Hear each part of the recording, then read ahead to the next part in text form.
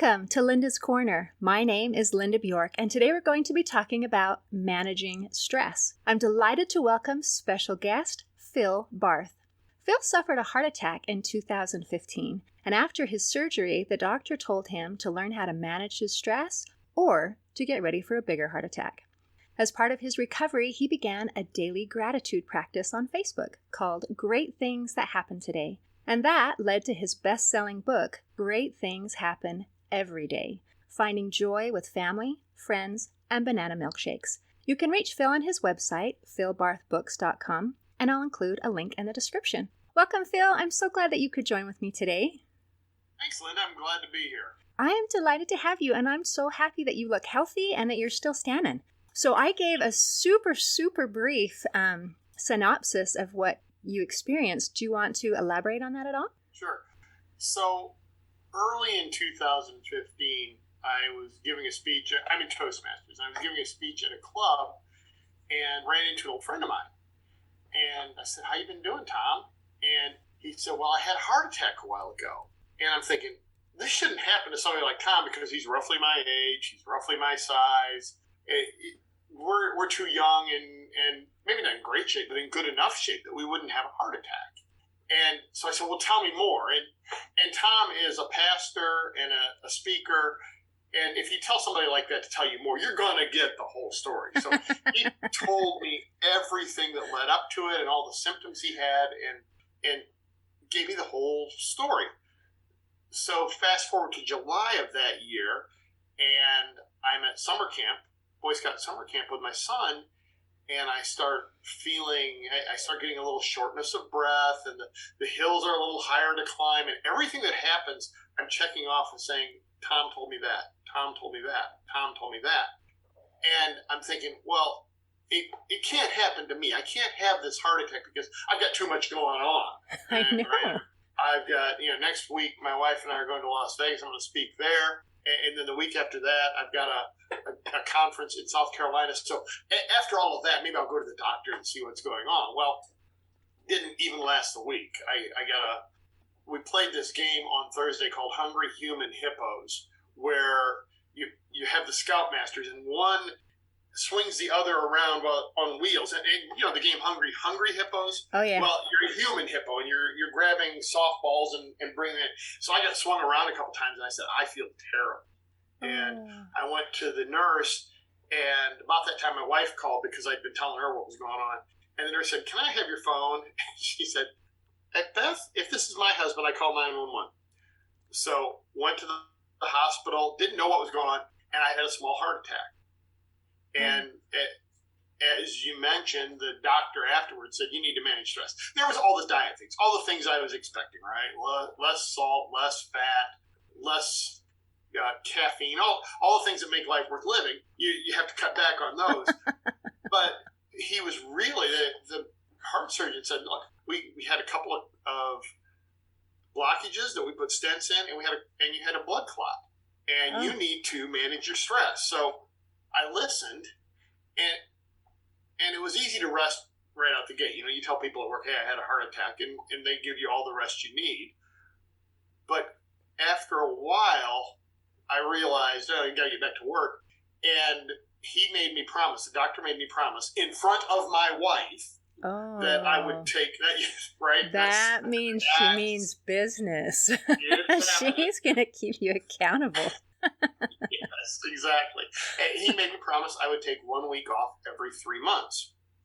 And so on that first week that we took off, we took a staycation and we went to the zoo. And at the end of the day, I got on social media and I said, here are the great things that happened today. And seeing the baby animals and the gorillas and so on. And then the next day we went to the art museum, and same deal. I wrote down what was great about the art museum and some of the fantastic paintings and some paintings that made me think I could have been an artist and everything in between. And so I started doing that, and every time I did it, I felt a little better. And what happened was I was kind of training myself to look at what was good in life. And that in a nutshell made the big difference, and it lowered my stress because I started looking for what was good in life, what was right in life. it's really easy to find what's awful in life and what's bad and just turn on the news or whatever. You will find all the bad news you want. But if you train yourself to really look for what's good, you start finding it, and it lowers your stress.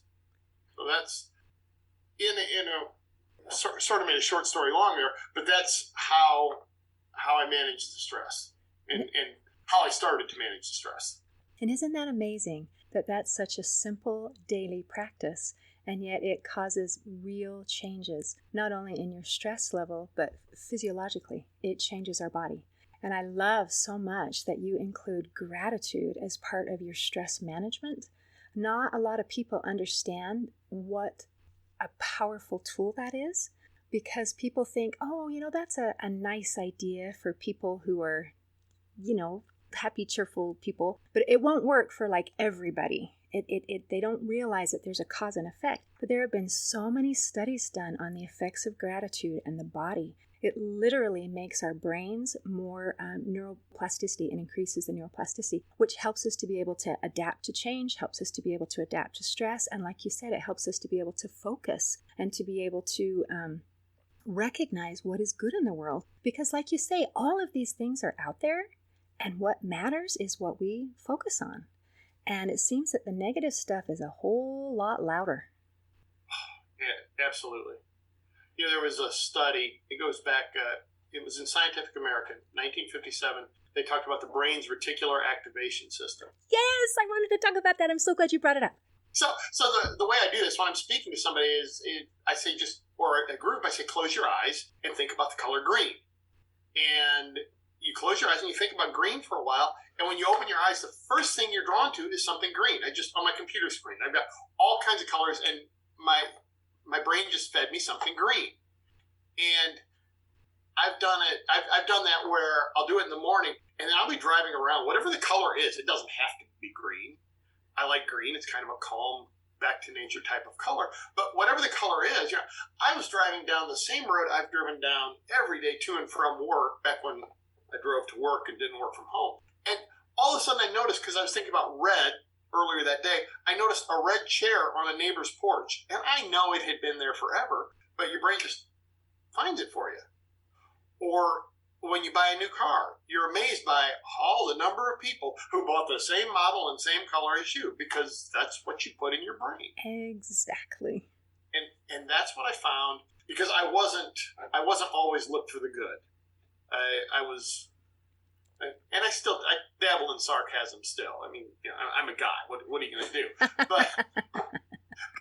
But I was sarcastic and would look for the bad. And once I started forcing myself to look for the good, once you seek the good, then your brain goes out and finds it for you. And so the more I wrote about it, the more it was easy to write about. And so that's the first thing I say. I say seek the green. Green is the color I use to represent good, and I've got a nice green shirt on. Yes, you do. So you seek the green, and the more you see it, the more you're going to see it, and then the next piece of it is you save it. So when I find something that makes me happy, makes me laugh, whatever, I take a picture of it. I mean, we've got the cell phones. People are using cell phones so much. How about we use them for something that is positive? So I see something funny, or a picture of our dogs, or anything like that makes you happy. You just hit the camera and you take a picture of it, and then every so often I go through it. Is that what you use for your Facebook posts, or the pictures that you take of something good, something beautiful? It's the pictures. It works better when I put a picture on it. That shows people, here's what I'm talking about. Or I also have a gratitude journal. So in the day, I'll write that down. And then a lot of times it's first thing in the morning. Here's the great things that happened yesterday. Oh. And so you just look through the great things that, what's in your gratitude journal, what's in your camera roll, what happened, who did you talk to? And a lot of times I'll tag a Facebook friend, hey, I ran into so-and-so at the grocery store. And they're like, oh, I was on great things. It's like, I enjoyed talking to you. Why wouldn't you be on that list? You're a wonderful person. We had a 5-minute conversation.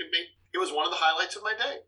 So I love that. And I love the idea of looking for simple pleasures in the day. I think when you started and you were on that staycation, when you're doing something kind of different and new and exciting, like, oh, I went to the zoo and saw the baby animals, or I saw this great art painting, then you can think of it. But when we're in our normal cycle of daily routine, then sometimes it's a little harder to look for the good. We don't notice, we don't pay attention. But there are wonderful things all around us.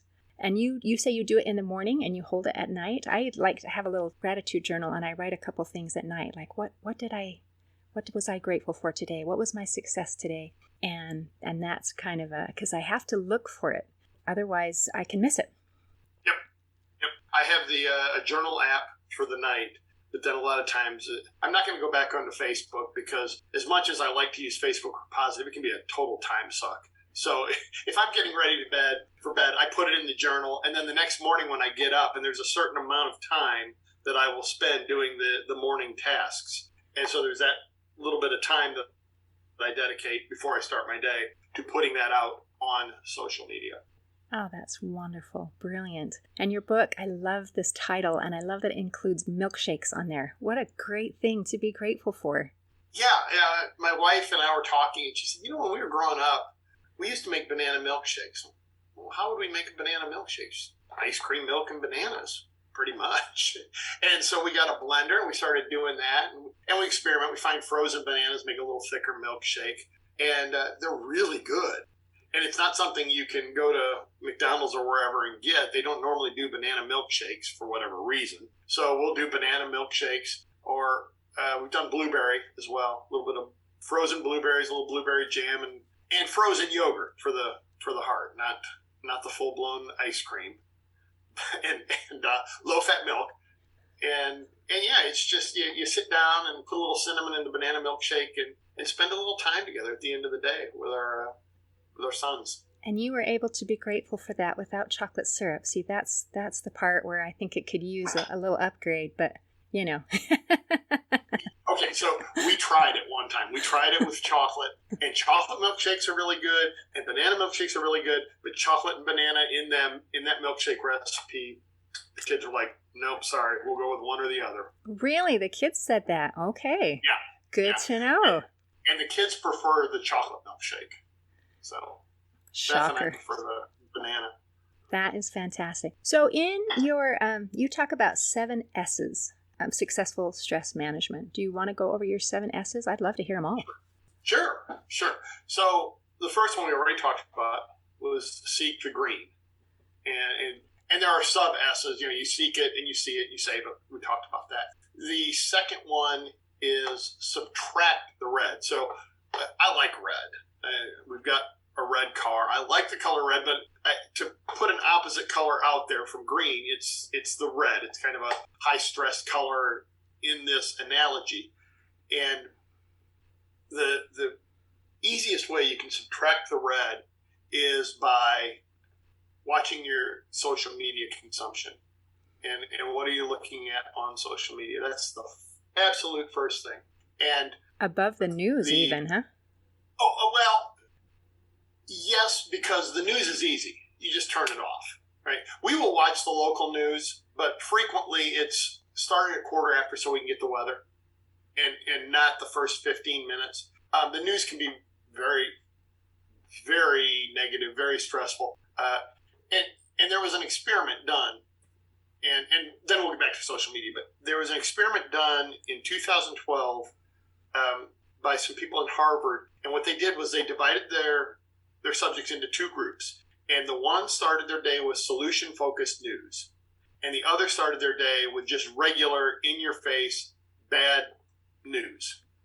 And as far as I know, they didn't, make it the opposing political party's news or anything. It was just normal, bad news. And at the end of the day, the group that had the solution-focused news was here.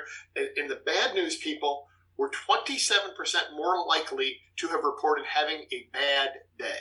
Mm. It was only 3 minutes of news in the morning. 3 minutes. That had a powerful effect. And you've given yourself a 1 in 4 chance of either having a good day or a bad day, just based on that first 3 minutes. Okay. Crazy. All right. So choose what you put in your head, especially in the morning. Okay. So back to social media. Okay. Limit social media. By the way, I just stepped on number 3, which was start the day off right. Oh. Well done. Didn't mean to do that. Okay, so back to social media. The average person, and this was the last time I saw the numbers was 2019, and I'm willing to bet that 2020 was higher since we were all locked in our houses. The average person spent 2 hours and 24 minutes on some sort of social media website. Now, that could be YouTube, that could be Facebook, Instagram, you name it. Average person, 224 on there. And the thing I tell people is, if you are spending that amount of time, think about if you know somebody really negative in your life, and a group of you are going out to lunch, do you say, hey, let's invite the negative person. They'll just ruin our whole day. They'll complain about the food. They'll complain about the food. No, you don't. So why would you invite them into your life on Facebook or wherever else? And I have Facebook friends that I have unfriended because I don't want somebody to go, you're a friend with that person and the awful things they say. And I've got other ones that I just flat out block. Okay? It's, because if you're on Facebook, you know how it is, or any social media. I'm going to complain about politics. I'm going to complain about my family. I'm going to complain about all these things. And I like the person, but I don't want to have that on the top of my feed. I have other people that share positive, inspirational, those kind of thoughts. And those are the ones I want to hear from. Yes, and that's the kind of person I want to be as well. Exactly. And you are the sum of the people you hang out with. That's true. We are very influenced by the people that we associate with and spend a lot of time. So if I'm hanging out with negative people, that's who I'm going to be, and I don't want to be that person. Okay, so limit our social media, and then we're going to start the day right. Right. And also kind of under the heading of subtract the red, stop taking yourself so seriously. This is advice for me. Okay, so quick story. The other day, I had a call in about one of my son's medical coverage questions. And so I'm down here in my office, and I'm waiting for the call back, and I ran upstairs, because as we've already covered, the coffee is upstairs. And so I ran upstairs to make a K-cup, and I left my phone down here.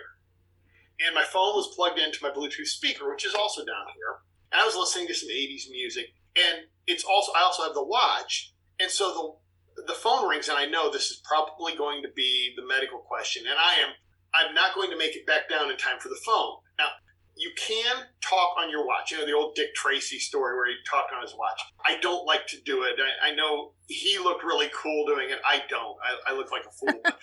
I answered it. And sure enough, it was a lady from the doctor's office validating his coverage or whatever. And I said, okay, so I'm sorry, I'm upstairs. I'm on my watch. I need to go back downstairs to the computer to get the information. And so she's like, oh, no problem, nice as she could be. And as I got to the top of the stairs, I could hear my music was just blaring. And what had happened was you've got a volume control on your watch. And when I answered the phone, I put the volume to full blast on my watch, on the Bluetooth speaker. And so now I'm at the top of the stairs going, okay, I'm going to apologize again. It's going to get really loud in a couple minutes. And I came down and it was just blaring, Frankie Goes to Hollywood, some 80s music, just boom, boom, boom. And so I hit the Bluetooth speaker, and I'm just thinking to myself, you work with technology. How could you have not known this? I'm just beating myself up mentally and apologizing all over myself. And the lady couldn't have been nicer. And so we're talking, and all of a sudden she says, no, stop. And I'm thinking, oh, okay, what did I do? And I said, oh, I'm sorry. What's going on? And she said, no, I work from home too. And we've got our little boy, and we're trying to potty train him. And he just came into the room I'm in, and there's a bucket in the room. And you can just about guess what the little boy decided to do in the bucket. And it just suddenly hit me. It's like, everybody's in the same boat here. I don't need to beat myself up for making a loud music, whatever the mistakes are. Everybody makes mistakes. And this lady was trying to tell me that, hey, it's cool. And it just was such a relief. And I laughed. I thanked her for solving the problem. I said, and thank you for being so kind and for making my day. And so, stop taking yourself so seriously. I love that, where you took a situation that could be stressful and turned it into something pleasant. And actually, you kind of accidentally or inadvertently set the stage so that she could do the same. Yeah. Because, yeah, you know, exactly. she could have had a not good day if she was uptight about that. Yeah. Okay. Yeah. So it was so good. Awesome. All right. So don't take yourself so seriously and start the day well. All right. Then subtract the red. You can't eliminate it. So, and this is kind of related to subtract the red, but subtract, don't eliminate the red. So there are some things where you've got bad news. You can't, I say subtract, you cannot make all the bad news go away. There are times when you have to acknowledge it. There are times when you have to say, okay, this is bad, and I have to do something about it. And what I say is when you can't subtract anymore, then you add, which ADD is acknowledge, don't dwell. So acknowledge what's bad and take whatever time you need to get through it. And depending on where you're at, that can be a little time or a lot of time. Mm-hmm. But don't dwell on it any more than you have to. So that's good. What was that, 5? We're at 5. I lost track. It felt like we kept going back to subtract the red, so I wasn't sure what number we were on. But all is well. 4.5. All right, 4.5 then. Okay, so you acknowledge don't dwell, and in 2019, my dad had struggled with a very long illness, and he passed away in 2019. So went to the funeral, the service on a Saturday, and then on Sunday, back to Cincinnati, and I flew to Grand Prairie in Alberta, Canada. So the whole day is just on airplanes, and you got up there, and it's 2 time zones over, and it was just kind of crash and burn, and then the next morning I get up. Let's not use the word crash and burn with a flight, just... Oh, good point. Okay. So we landed. Landed safely, felt like a crash and burn. Okay. Took a 1 mile drive. I think the hotel was like within a mile of this little airport. It got to the hotel, and then I just got in my bed, and so I'm 2 time zones over, and it's about 4 in the morning. I wake up, and then it suddenly hits me, right? You know, I have just been through my dad's funeral and everything, and it's kind of hitting me, and so this is where I got to acknowledge don't dwell, and which brings us to the next S that I discovered at that moment. I'm like, well, I'm here. I'm going to go down to the fitness center and get on the treadmill. And before I did it, I said to my phone, and I'm not going to use the term I used because I don't want her to start talking to us. I said, play Waylon Jennings. And the reason I said Waylon Jennings was as soon as I started listening to that, I'm no longer, mentally there with my 86-year-old father who's passed away. I'm in a station wagon with my 40-year-old father, and we're driving to Florida, and he's playing Waylon Jennings on the 8-track, and it just brought back that really happy memory. And so the S I have discovered is sing a song, although I don't sing, but just so many times music or songs take you back, and you hear a song and you go, I remember that, I was doing this. And Waylon Jennings, I remember that we were in the station wagon headed to Florida. Or there's probably hundreds of them, and if you can channel that, it'll take you out of the bad memory and put you into the good one. Because really, that's how I want to remember my dad is right. the man who has taken his family down for a vacation, and the young guy who was so much fun. That is beautiful, and music that is amazing, and I'm glad that you added sing along. Again, there's so much research that shows that does incredible things, and it helps us to be able to feel things that any other medium can't get through. Yeah. So that is fantastic. Yeah. And that one I kind of fell into that day in Grand Prairie. But and I say that the sad memories are kind of like Grand Prairie, Canada. It's, you visit them, but you don't want to live there. Or living in the past, because no kidding, it was September and it was 26 degrees Fahrenheit on the day we left. Ooh. And we flew to Atlanta and it was 90.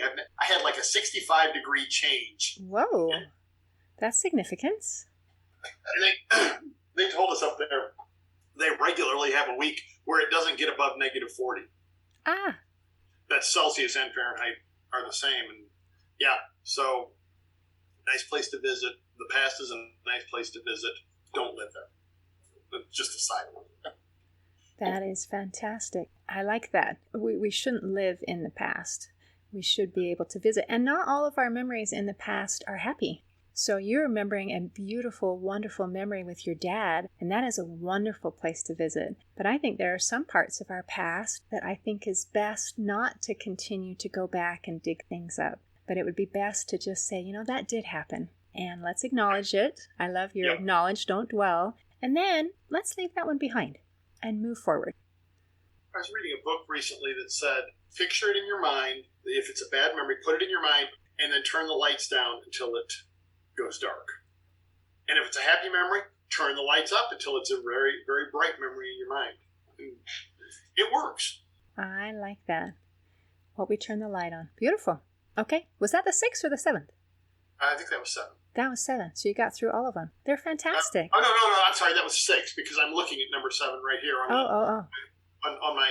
See, I've got them like the high points, and number 7 is share the love.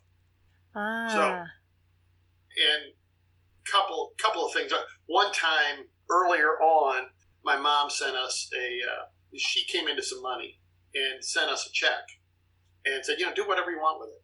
And so I wrote her a thank you note and said, here's what I'm going to do. I'm going to take in March, we're going to take the kids to Disney and go on a Florida vacation, because I remember the station wagon and you and Dad and my brother and I going down there, and those are the greatest memories, and I can't think of anything better than to pay it forward. Real, 2-minute note. And she called me 2 days later when she got it, she said, that was the nicest note I've ever received. Thank you so much. And really? And it just hit me like, that check was so nice, but it made her day. And then hearing that lowers my stress. And there was another time I grew up a Cleveland sports fan. I grew up in Cleveland, Ohio. And one of the writers for the Cleveland Plain Dealer, Cleveland.com now, put out an article on Thanksgiving. He said, hey, I'm thankful I got the greatest job in the world, and I'm thankful for my audience. And there was a link, to this. His name's Terry Pluto. And there was a link, so I clicked on it, and I sent him an email. I didn't expect anything out of it. I just wanted to tell him, hey, Terry, I live now 4 hours away from Cleveland, and you keep my Cleveland sports fan dome alive. And thank you for that. And it was like an hour later, he sent me a message back. You made my day. Oh, that's wonderful. And I didn't mean to, but it worked out that way. And then that makes me feel better. So when I share the love, I'd like to say I'm being altruistic, but it makes me feel better too. So it's good for me. When you share the love and you say thank you, or tag people on a great things post, or whatever it is, when you acknowledge, hey, you are a great person, thank you for what you did, it makes you feel better and it lowers your stress. That is absolutely true. It is a total win-win. Yep. That's fantastic. And I will tell you, I wanted to bring this up, and I don't know if share the love is the right spot to bring it, but scientifically, if you can have 3 positive thoughts for every 1 negative, you will keep the hormones in your brain and in your heart and everywhere else in line. So you go for 3 to 1. And all the research I read says do that. So it's by sharing the love. It's by looking for the good things in life. It's by limiting the bad things in the social media and the negative news. You can either increase the numerator or lower the denominator. At 3 to 1, you're going to be in good shape. That's beautiful. And this stuff really works. I mean, this is not just, this is a really good idea for people who want to, maybe are already sunshiny and that's just what they do. This is for anybody. And this makes not only a mental and emotional difference, but a physical difference. And I really hope that people recognize that. There are things that we can do to help improve our physical health and our mental health and our emotional health. And I invite and encourage people to do these things that Phil's saying. He's spot on. So, thank you. They are so interconnected, the mental, the emotional, and the physical. Absolutely. I don't think we even understand how, and the spiritual. I just don't think we understand how connected they are yet, but we're starting to get there. Yeah, Well, sometimes we get little snippets, little insight, like your experience, where it's like, oh, I could die, or I could choose to be grateful. So, these kinds of things sometimes are a wake-up call, but it really, really does make a difference. So thank you for sharing these things, and thank you for visiting with me here today. Thank you for having me, and thank you for what you're doing. Oh, it's a pleasure. In closing, I'd like to share a quote from actress Brie Miller. She said, "Gratitude can reduce your stress and anxiety." Today, I invite you to reduce your stress and anxiety by actively looking for things to be grateful for. See you next time on Linda's Corner.